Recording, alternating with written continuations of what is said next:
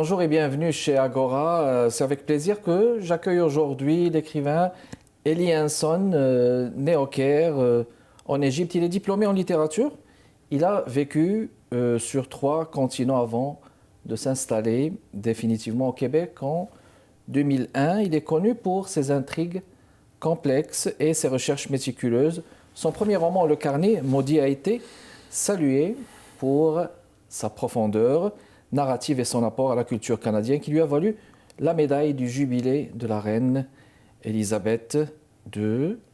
Il vient de faire sortir tout récemment ce livre Reliques divines, publié chez Béliveau éditeur. Mesdames et messieurs, c'est avec plaisir que je le reçois au studio avec nous. Eli, un plaisir de te retrouver encore une fois là, c'est pas la première fois là. Merci de m'accueillir. Alors, ça fait plaisir.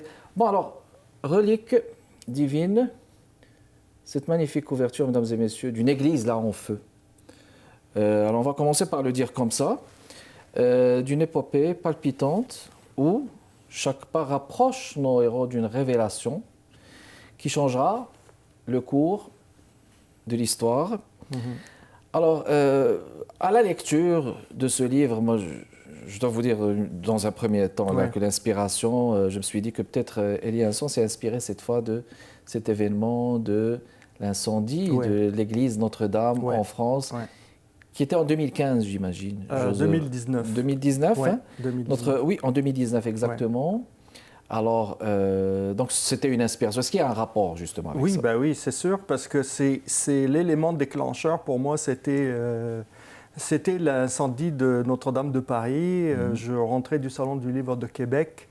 Je me souviens très bien de ce moment-là. Puis dans la voiture, on entend que Notre-Dame de Paris est en feu. On se pose la question si c'est du vrai ou c'est pas vrai, puis on s'arrête pour prendre un café et là, on voit les images. Et pour moi, c'était quelque chose d'incroyable. J'ai jamais pensé que Notre-Dame de Paris pourrait prendre le feu. Et tout de suite, pour moi, ça a déclenché l'idée, c'est comme on dit le spark, c'est un roman. Oui. C'est un début d'un roman, c'est sûr et certain. Mais c'est fascinant ce qu'un fait divers peut toujours inspirer les romanciers. Surtout que celui-là, l'incendie de l'église Notre-Dame, c'était pas un mythomane là, mais carrément c'était un court-circuit. Oui, je pense que c'est ça qui s'est passé, mais dans mon... En fait, dans mon imaginaire ou imagination, je me suis dit, bon, OK, mais et si? Parce que toujours, il faut que l'auteur, l'écrivain, il dit « et si ?» Il se pose des questions « et si c'était telle chose ?» Donc, pour moi, j'ai pensé que « et si cet incendie-là a été fabriqué ?» Donc, quelqu'un qui a mis le feu. Par quelqu'un. Par quelqu'un, en effet, et pour cacher autre chose. Donc, c'est une sorte de... Et donc, ça vous a permis de tisser toute une histoire. Exactement. Oui. Avec un nœud, un élément déclencheur, c'est extraordinaire. Ouais. Une aventure où les mystères historiques et les révélations surprenantes s'entrelacent dans ce roman, mesdames et messieurs, qui s'apparente en thriller de Dan Brown. Là. On a l'impression, quand on lit Eli Hanson, c'est un peu du Dan Brown. Celui-ci, spécifiquement, pas les autres. Mais oui, exactement. Celui-ci, oui. Relique divine, mais là, on parle d'une pièce qui est sacrée. Oui. Une relique précieuse qui vient de disparaître à l'église Notre-Dame de Paris. C'est le professeur archéologue David Holloway, la bibliothécaire Erika, l'ordre des gardiens, la confrérie de l'ordre des ténèbres. Alors, il y a une recherche de vérité comme un puzzle. Comment est-ce que vous l'avez justement construit? Ben, c'est sûr et certain. Bon, moi, j'ai vécu, donc, ma jeunesse, c'était du Indiana Jones, c'était des films comme ça d'aventure. Et ça m'a toujours fasciné. Hein. Donc, c'est comme si je voulais comme restituer cette ambiance-là, une chasse au trésor, où chaque pas va nous mener vers la prochaine clé. Il n'y a pas de clé dans cette histoire, mais c'est la clé pour trouver la prochaine relique. Parce qu'il n'y a pas qu'une seule relique, il y a une relique qui a été volée de Notre-Dame de C'est Paris, qui n'existe pas d'ailleurs, cette relique à Notre-Dame. On sait qu'il y a la couronne, on sait qu'il y a la croix, mais cette relique-là, c'est moi, encore une fois, avec mon imagination, j'ai imaginé qu'il y a un des clous de la crucifixion de Paris, de Jésus, oui. qui est caché donc, dans les caves de Notre-Dame de Paris. Donc, ça a été subtilisé par l'ordre, en fait, la confrérie des ténèbres, qui sont les méchants de l'ordre. Qui sont les méchants dans c'est pas les clés, c'est les clous. Les clous sont très présents dans ce livre. C'est vrai. Mesdames et messieurs, il y a 4 clous. Il manque un clou. Parfois, il n'en manque pas. Puis, le mystère, il y a le suspense là qui nous... Mais surtout, dans la page 31, il y a eu cette vision du père de David qui a été tué. Exactement. Qui a été tué brutalement. Ce père qui lui dit, les clous ne lui laissent surtout pas percer la chair sacrée. Oui. Comment faudrait-il comprendre ça? Mais c'était... en fait, lui, le père est en train de mourir et il lance ce message-là en perdant son âme. Et c'est une sorte d'alerte par rapport à son fils qu'il ne faut pas...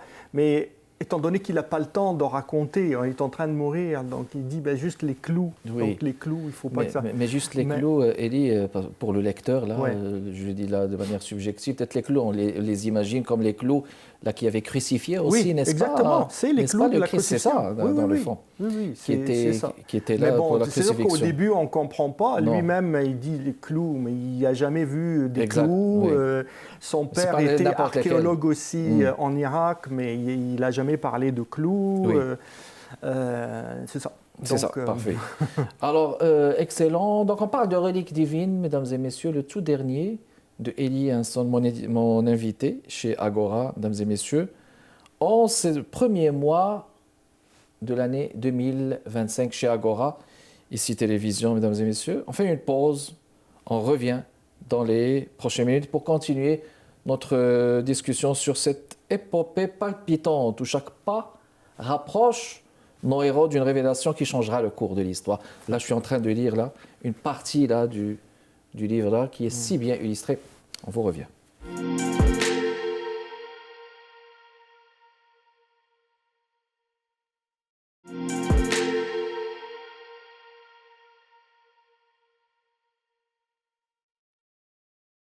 De retour avec vous, mesdames et messieurs, chez Agora, ici Télévision parle de livres, de thrillers, de suspense, avec ce livre, avec un titre révélateur, Relique divine de l'auteur invité de Agora.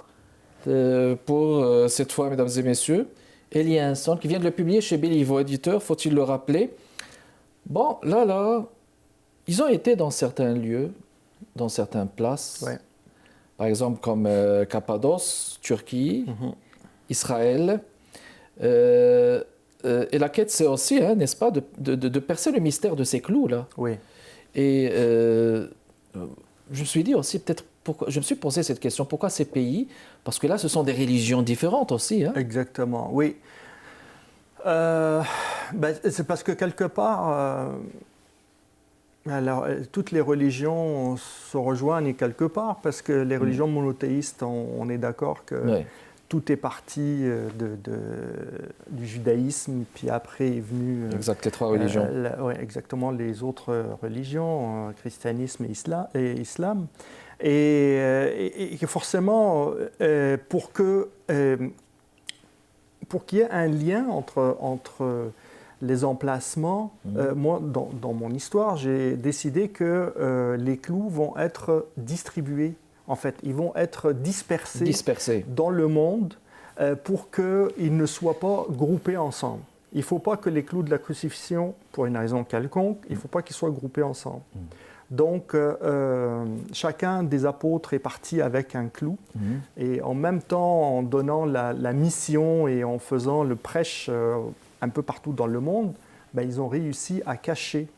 En fait, ils n'ont pas caché par eux-mêmes, mais ils ont donné ça à d'autres disciples qu'ils ont rencontrés, exactement des confréries, et tout ça qui, eux, à travers les siècles, ils ont caché ces clous-là. Oui. Alors, pour la structure justement du roman, vous dites que ces clous, vous les avez dispersés un petit peu, mais j'imagine que pour la structure narrative, c'est aussi pour prolonger le suspense quelque part. Ah ben c'est sûr. Quelque part, si on trouve tous les clous ensemble, c'est fini en 2 pages. Il faudrait que ça soit... Alors, cette note écrite par Hannah, oui. à la page 206, permets-moi de la lire, cher Eli Hanson. La page 206 que voici, mesdames et messieurs. Mon cher enfant, cela va te paraître cliché comme situation, mais si tu as cette note et le manuscrit entre les mains, c'est que je suis probablement déjà morte. J'ai passé ma vie entière à tenter de garder le volume loin des mains mal intentionnées. Je regrette seulement de ne pas avoir eu la force de le détruire quand je l'avais eu en ma possession. Tout ce que j'espère, c'est que tu aies le courage que je n'ai pas eu pour réaliser cet exploit. C'était elle qui l'avait gardé, le manuscrit. Oui, à un moment donné, il est tombé entre ses mains. Et, et donc, parce que pour un peu expliquer, c'est sûr qu'on parlait tout à l'heure de clous, mais il y a aussi un manuscrit qui dit où sont les clous. C'est pour cela qu'au fur et à mesure, il y a des chapitres qui se rajoutent dans ce manuscrit. Et si les clous changent de place, c'est pareil, c'est un peu comme donner au suivant. Donner au suivant, c'est ça. Mais on peut dire qu'elle a comme, c'est pas un rôle central là quelque part de Hannah. Elle a eu un rôle quand même. Elle a eu un rôle parce qu'elle a élevé David après la mort de son père. Oui. Et puis elle-même, elle a un historique. C'est une riche américaine qui aime les beaux-arts. Des beaux-arts, tout à fait. Et les livres. Et finalement, elle écrit cette note. Continuons de parler des personnages. Il y a comme un point commun quelque part. Peut-être pas. Bon, j'ai eu comme l'impression que chaque personnage a vécu comme un choc ou un traumatisme dans sa vie, quelque part. Puis, Eli Hanson, vous utilisez beaucoup le volet psychologique, là, on va dire. Oui, étant donné que c'est sûr et certain que si on est tous passés par quelque chose qui nous a formés, qui nous a modelés, et on est le résultat de cet événement ou ces événements. Et forcément c'est le côté, si on comprend un peu le pourquoi du comment, donc la personne, pourquoi elle agit de cette manière-là, mais c'est parce qu'elle a vécu un traumatisme quand elle était plus jeune. Un meurtrier n'est jamais meurtrier juste comme ça. C'est parce qu'il a vécu un traumatisme, mais qu'il n'a pas traité. C'est très important quand on s'en rend compte de se faire traiter, parce qu'il y a des gens qui, malheureusement, qui ne se font pas traiter. Et ça devient grave. Et ça devient après... Il devient un danger pour la société. Ça me ramène à cette question-là, spontanée, Eli. Pour écrire un thriller, là, c'est pas juste le volet psychologique qu'il faut utiliser, quelque part. Ah ben non, il y a forcément autre chose que la psychologie, parce qu'il faut aussi faire des recherches, parce que forcément, je n'ai pas visité tous les pays où se passe l'intrigue, mais je fais des recherches sur Internet, sur des archives, Internet encore, parce que maintenant, on ne veut plus aux archives. Donc oui, et puis essayer aussi de donner l'impression que c'est plausible, parce que bon, si on va partir, on prend un avion de Paris pour arriver, admettons, ce n'est pas le cas, mais admettons en Thaïlande, il ne faut pas que ça prenne 3 heures. Donc il faut qu'on calcule les heures, les décalages horaires, des choses comme ça. Donc je donne un exemple, mais donc oui, il y a beaucoup de recherches pour pouvoir... mais surtout, il faut être, parce que là on l'entend souvent, là, il faut être un maître du suspense aussi. C'est de doser pour pouvoir donner les informations au moment voulu, pour qu'on ait besoin, on ait envie de découvrir encore plus. Tout à fait. Pour travailler ça, parce que dans le fond, le lecteur, il cherche toujours ça, là. Oui. Le suspense, que ce soit dans un roman thriller ou l'autofiction ou la fiction, on peut le dire comme ça. On fait encore une pause, mesdames et messieurs, et on revient dans les prochaines minutes pour continuer cette discussion autour de ce livre chez Béliveau Éditeur, Reliques divines, mystères sacrés et conspiration démoniaque. Là, on va avoir une discussion sur ce sous-titre, on va l'appeler. On vous revient très vite, mesdames et messieurs.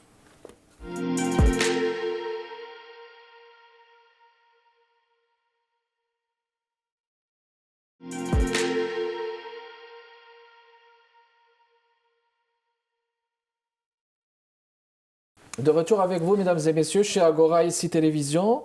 On continue avec ce livre qui traite d'une épopée. Là, vous voyez une église en feu. Ça a été inspiré par l'auteur invité de ce jeudi chez Agora, mesdames et messieurs, Eli Hanson. Ça s'intitule Reliques divines. On continue la discussion. Bon, là, on va revenir sur ce sous-titre. Bon, mystère sacré et conspiration démoniaque. Mais on a l'impression que tous les thrillers, c'est ça. C'est comme une seule... on est comme un petit peu, n'est-ce pas, bloqué entre quelque chose qui manque, des mystères des manuscrits, du suspense. Mais là, c'est carrément des conspirations démoniaques. Là, on parle de confrérie, là, carrément. Oui, c'est ça. Donc, c'est surtout ça. Donc, comme je l'ai dit tout à l'heure, qu'il y a en fait un ordre qui est les ordres des gardiens, c'est les gentils de l'histoire, et puis la confrérie des ténèbres qui sont les méchants.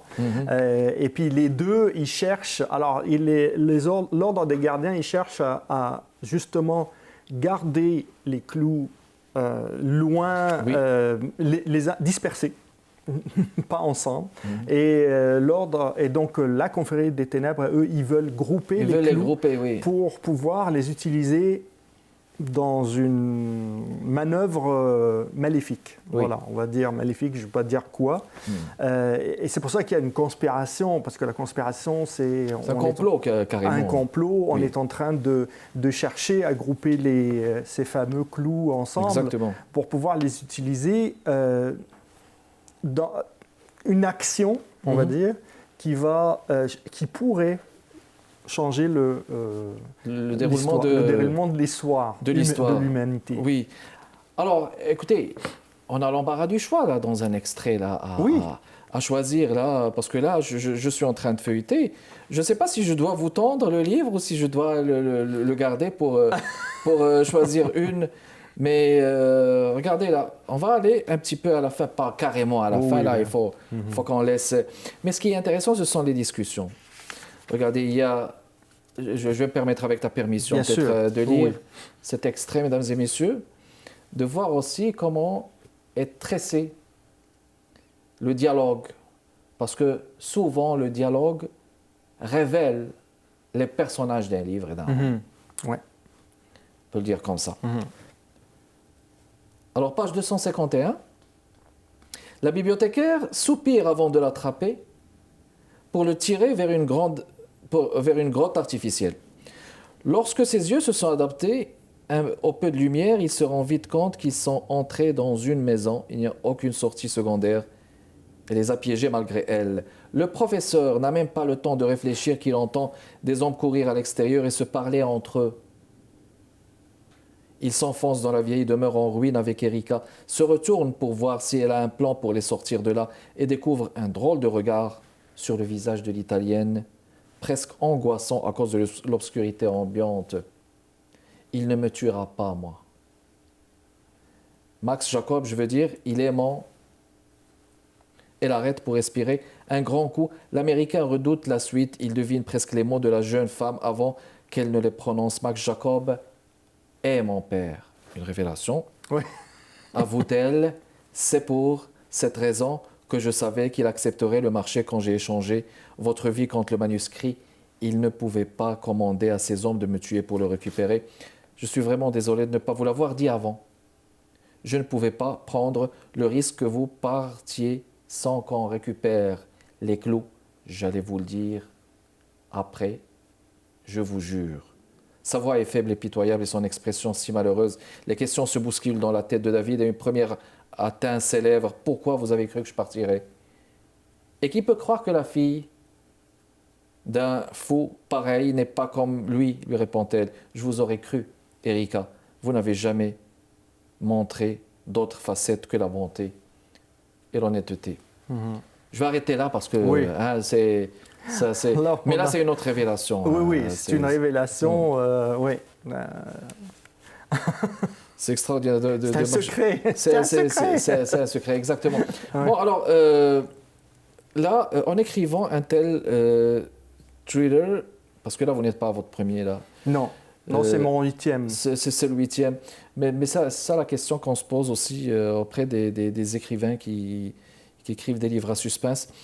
Est-ce que vous tentez, à travers vos livres, Élie, de dénoncer des choses qui ne vont pas peut-être, est-ce qu'il y a un sentiment de dénonciation, d'anticonformisme quelque part, que vous essayez de véhiculer? J'imagine que cette question de message elle peut se poser comme elle ne peut pas se poser auprès de certains auteurs. Mais pour vous, comment est-ce que vous le voyez, vous le projetez? Moi, je pense que il y a un peu de nous dans chaque mot qu'on écrit. Donc un auteur, oui, il fabrique une histoire, il imagine une histoire, mais quelque part, on a un vécu aussi. Puis ce vécu, il sort et par petites bribes Oui. dans nos histoires. Oui. Donc moi, je suis très attiré par la religion, les religions. Par les religions. Je sais pas une religion spécifique, mais le spiritualisme, si on peut dire, spiritualité. Et c'est pour cela que je vais toujours chercher dans ce domaine-là. Oui. C'est sûr que c'est ça. Donc, je ne peux pas dire que... Il y a plus une recherche chez vous oui. de vérité et d'explorer. Là, tout à l'heure, dans les coulisses, on parlait d'un nouveau qui s'en vient. Il reste à peu près 50 secondes pour ça. Un nouveau livre qui s'en vient. Oui, je travaille en ce moment sur un livre. Donc, c'est un suspense. On est dans la période de correction. Oui. Et j'espère qu'il pourrait sortir pour le mois d'avril, mais sinon, ça serait pour le mois de novembre. Donc, 2025, voilà, c'est dit. Alors, on va retenir ce titre, mesdames et messieurs, Reliques divines, de l'auteur invité de chez Agora, ce jeudi, mesdames et messieurs, Élie Hinson. Merci d'avoir répondu à notre invitation. Élie Kamal Benkiran avec vous chez Agora. Prochain rendez-vous, mesdames et messieurs, toujours jeudi à 15h30. Toujours en parlant des livres, toujours en invitant des auteurs de divers horizons. Alors, on se dit au prochain jeudi et au revoir.